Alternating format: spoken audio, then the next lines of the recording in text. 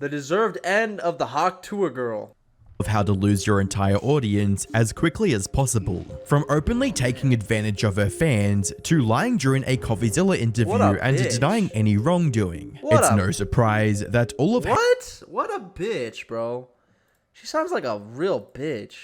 Hailey's social media stats are in the red and dropping fast. However, that decline shit's seems gross. to only be the beginning of Hailey's career downfall. Thank you to all my true fans and all the people that actually watch my stuff and they keep up with me.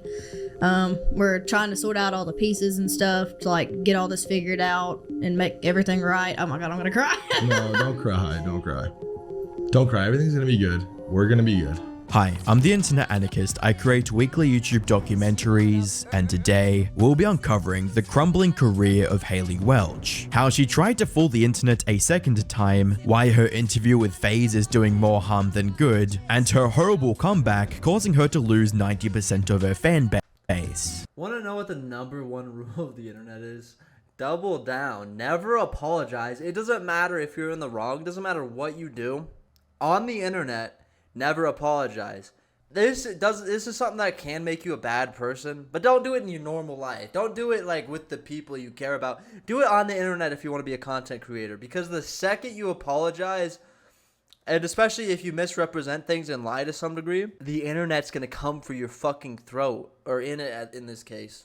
Around 2 months ago, I uploaded this video detailing Hailey's journey to online notoriety. However, the long and short of it is that Hailey is the type of person who can leverage her meme status to build a notable podcasting platform and then throw it all away Kind of amazing. for a crypto pump and dump. Hey y'all, it's Hailey and I just want You know what she should have done, though? She should have been like, yes, I scammed you guys. I'm keeping the money. That's what she should have said.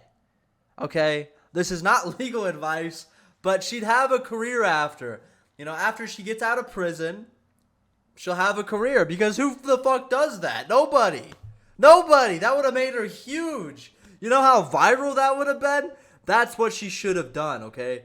She should take my advice, but it's too late. She's already cooked. to say thank you for joining my space, and I also want to thank you for my 15,000 holders. We got snipe botted today, but we didn't sell a single token. This is just a launch, and I want to tell you I'm here to stay. The plan is to give these coins to my real fans, the ones that... The way she's like clearly reading off of a script too, bro. It's, yeah, dude. Who wrote that script for her? Do you think she asked ChatGPT what to do and it came up with the script? buy my merch, watch my podcast, donate to my charity. And I also wanted to tell you that I learned a lot along the way, but I just want to say screw the sniper bots and I'm not going anywhere. Following her controversial crypto project, Hailey completely disappeared from social media with the hope that the heat would die down eventually. Well, it seems Hailey is ready to test the waters once again. On the 6th of February 2025, a new episode of the Hawk Tuah podcast was leaked online, and fans got front row seats to Hailey blaming everyone but herself for 40 minutes straight. How do you feel? I don't know, I'm still a little shook up about it. How's the nap? It was a very long nap. I would say. That's what sucks about it too. I had to read that off a phone and like put it in my words. And I was like, anywho, I'm going to bed. This is mainly for me, and again, why I wanted to come here and talk about this is because millions of people are going to watch this. Everybody's kind of waiting to hear what you say. Everyone's kind of waiting to see how this plays out. And 99% of these people don't know shit about crypto. Just And like I'm you. one of them. Just like you. I'm Exactly. one of them. Exactly. And the ongoing joke on CT right now is like, if she just did this 2 days after Trump, she'd be okay. Exactly. Which isn't necessarily true because of the way it was done. And that's kind of the whole point, right? There's a right and a wrong way to do this. And if you have interest, it's mostly important that your network and the people that you trust to walk into this market are exactly that, people that you can trust. I think that's where I messed up. For sure. Unsurprisingly, the first few moments of the interview were dedicated to disarming But the reason you can't really be too mad at her, in my opinion, is because she's just a little ditzy dumb girl who fell into fame and was pitched an idea that sounded good. I don't think she's not completely innocent. There's definitely a certain amount of money she was told she was going to make from scamming her fans. She probably just didn't read into it. But let's be real, like pretty much all crypto is a scam, okay? It's all about pulling the rug underneath somebody else before they do that to you in 99% of cases. There's no use case for meme coins at all. It's just funny. And you can make money if you're quick enough, if you're fast enough, but anymore, the market's so competitive. There's people using all these sorts of bots, and it's difficult. you know? So obviously she's not innocent, but I don't think it's that big of a deal. You know, like Trump made a meme coin and rugged it. Trump, the president. I don't think it matters what this ditzy little blonde southern girl's doing, bro. Who gives a shit? Like, obviously she's fake, bro. Like, yeah, and she just has zero business acumen at all. She fell into fame by accident.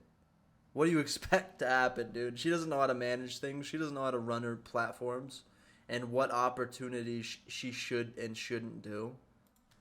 She's dumb. Viewers by making Haley look like the victim, even going as far as pretending to cry. Thank you to all my true fans and all the people that actually watch my stuff and they keep up with me. We're trying to sort out all the pieces and stuff to like get all this figured out and make everything right. Oh my god, I'm gonna cry. No, don't cry. Don't cry. Don't cry. Everything's gonna be good. We're gonna be good. To give the interview some legitimacy, FaZe would preface the interaction by stating that transparency was their top What the fuck was that? I've never seen anybody cry like that. priority. Make sure that we address everything, get through all of exactly what happened. I think that it's really, really important at this point to be totally transparent about everything that happened with you and your partners and this launch and in crypto and what makes this bad and what makes what Iggy Azalea is doing maybe even good and what makes what Trump's doing different, right? I want to get through all that. So I brought two guys that I live with and do this crypto shit at a very high level. I brought Thread Guy, he's the biggest streamer in crypto, and I brought Frank DeGods, who launched a very successful project last cycle, and he trades at a very high level. He's one of the best trader guys. These guys are really, really sharp, and they know this market inside and out, and most importantly, they have front-facing brands and their faces are everywhere, and we're all docs and we all have to move militant, and we're all super, super passionate. Considering the gravity of the situation and the damage Haley had caused to her audience, you'd think she'd put repairing her career over profit. But that wasn't the case. Briefly, 5 minutes into this career-defining interview, Haley shamelessly inserted a sponsored segment meant to further profit off the fans whom she'd already taken millions. Alright, you guys, I only got one sponsor left because there's some real ones and they've stuck with me since every bit of this started. Game Time believes in me, y'all, and I believe in them. Game Time's more loyal than most of y'all's mans out here. Yeah, some of those guys just leave at the first opportunity they get. Not Game Time. Hell yeah, this podcast ain't going nowhere, and neither are them Game Time deals. Despite openly prioritizing her own financial gain over fans, Haley would describe her reasons for creating and promoting the Hawk token as more altruistic.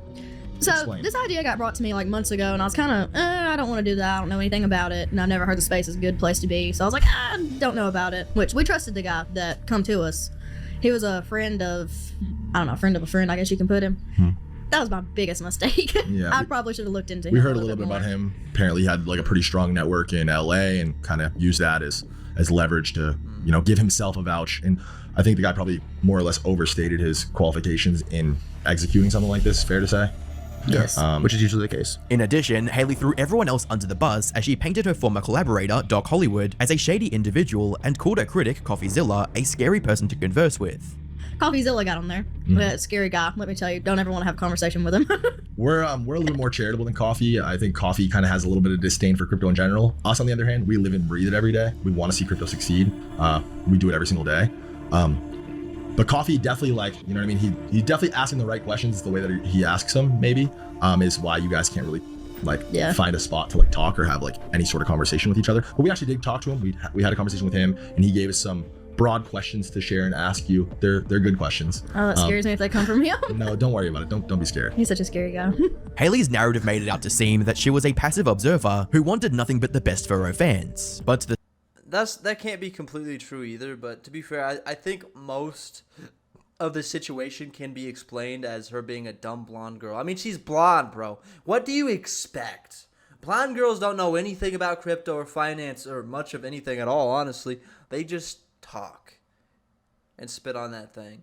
the structure of a business deal with Doc Hollywood tells a different story. Internet always wants to know is do they offer you money up front, part of the tokens? How did that work? So the deal, I can speak to that. So the deal that she did was a brand image likeness deal where they paid her $125,000 up front. They were supposed to pay her $200,000 after the launch of the coin within 30 days. She was supposed to have full transparency to tokenomics and everything going on, which they did stay in communication about it, but it just was an ever-evolving game plan, essentially. So back-end participation was to always be mutually agreed, and what they had agreed on in the tokenomics was there was a 10% allocation of the token that would be on a 1-year lock and then a 3-year drip after that. Of that Only 10%? 10%, half of that was supposed to go to the company that created the project, and half was to go to her. So out of 100% of the tokens, she would have had 5% at the end. Remember this statement from Haley's team? It'll be important later. Circling back. Well, I mean, yeah. She didn't do it for free. Why would you? Haley's lawyer claimed that the contract with Doc Hollywood didn't match the tokenomics they were given, and stated the issue was only noticed after the fact. This kind of always happening even without you really knowing or having view on any of it until post. You know, you're handling the cleanup and trying to protect Haley and trying to do right by Haley now, but you didn't have the opportunity to like. That's right. Yeah. Okay. I negotiated the contract with the company. We have like accounting transparency rules and requirements that I added to the contract. SEC compliance requirements I added into the contract that they would have to do as project manager. And so we continued to inquire all along the process about the tokenomics. It was kind of a shifting narrative and explanation of tokenomics. The most recent tokenomics that were given to us prior to the launch had the pre-sale investors being on a 1 month lock with a 1 year drip after that. That's pretty obvious on chain that didn't happen. But 80% of the supply is still in control. The dev still controls 80%. And who are they? I do not know who the dev is. That was never disclosed. The contract already reeks of mismanagement. Tokenomics wasn't accurately discussed. Haley's team didn't even know who was creating the product they were shilling. And apparently, most of it is still controlled by unknown individuals. Which leaves a clear question. How on earth did they think the project would work out well? What was the pre-sale structure exactly? I'm not certain to the structure of the pre-sale. There was a 17% allocation. Most of the pre-sale investors, my understanding is, were based in Asia. Okay. And there was, again, supposed to be a 1 month lock with a 1 year drip after that. And how much was raised for that 17%? 2.8 million. Despite Haley and her team's gross incompetence, FaZe thought the real issue with the token was that people were calling it a scam and making crypto look bad. And then obviously we've seen this story a million fucking times, right? So we more or less know what happens. The issue for you is the millions and millions of people who farmed views off this and made stories about this and covered it.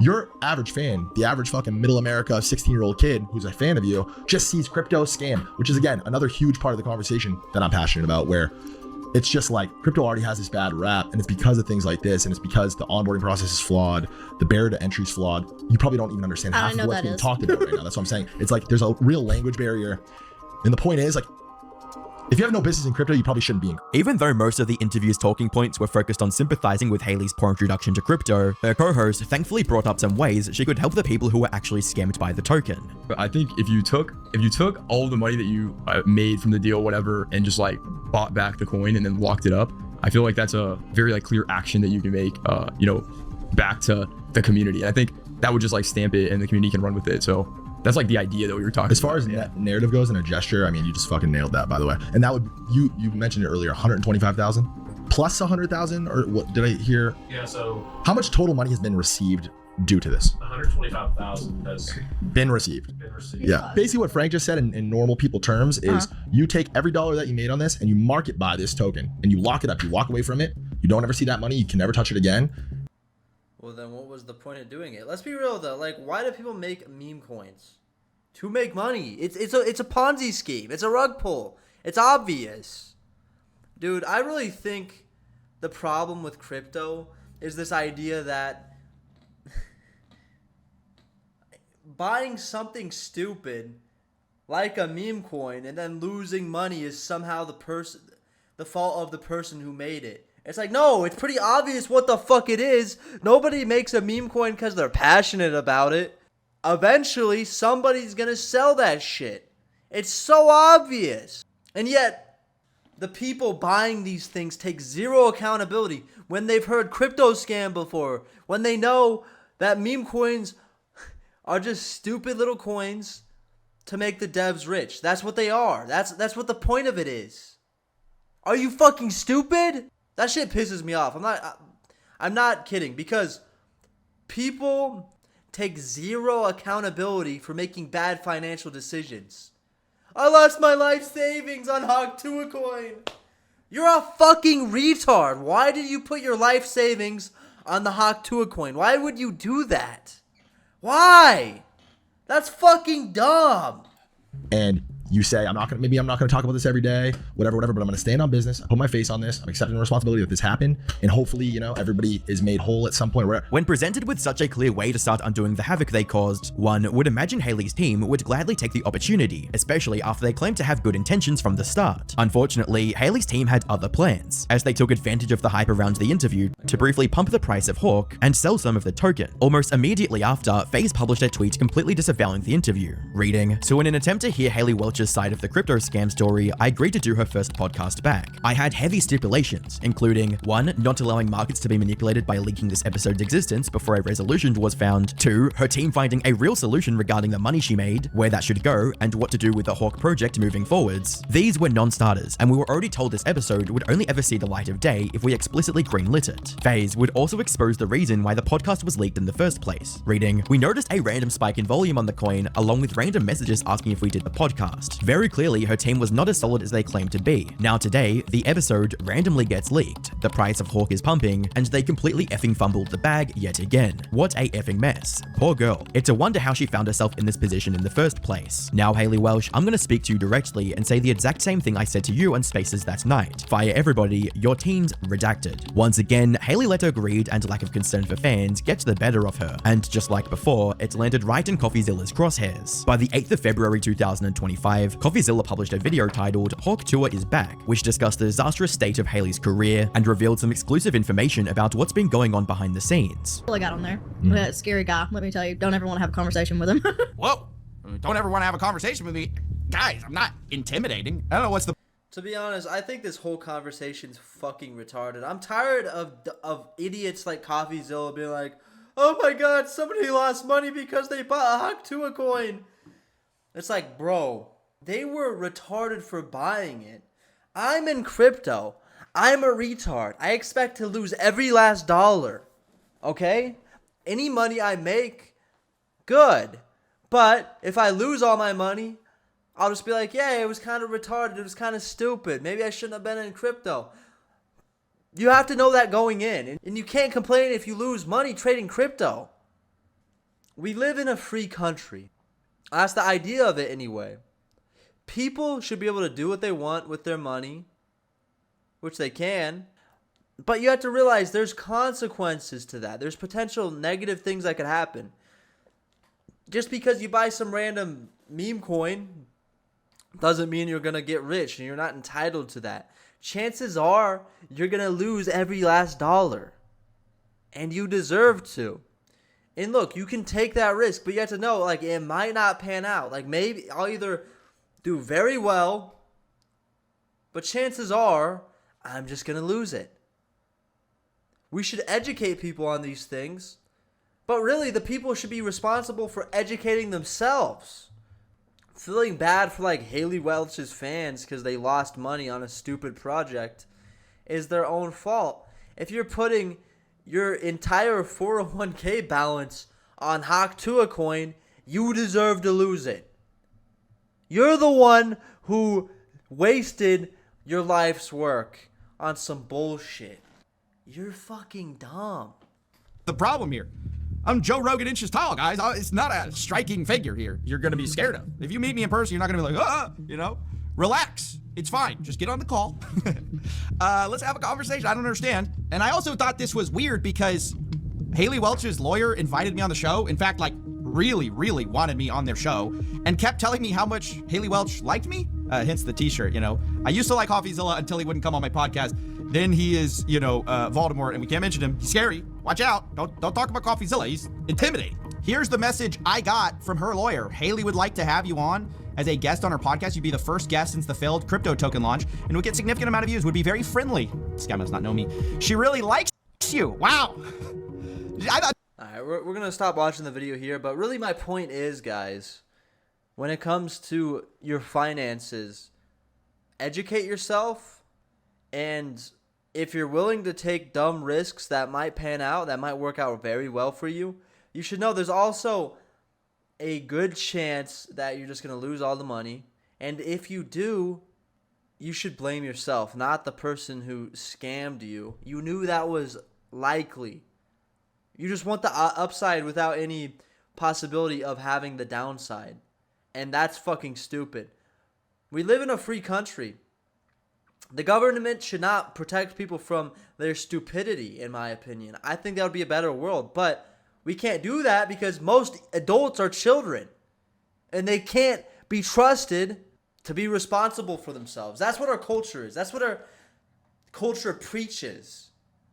We need all these laws to keep the people safe because they're too stupid to know what's good for them. And that shit pisses me off, dude. Take absolute accountability for yourself. I do plenty of stupid shit. I know the risks going into everything I do. It might not pan out. I might die. I might overdose on drugs. Like, dude, I know. I get it. I understand. Things might not work out. And if they don't, that's my own fault. Not the government. It's not your fault. Not who sold me the drugs. It's my fault for being a dummy.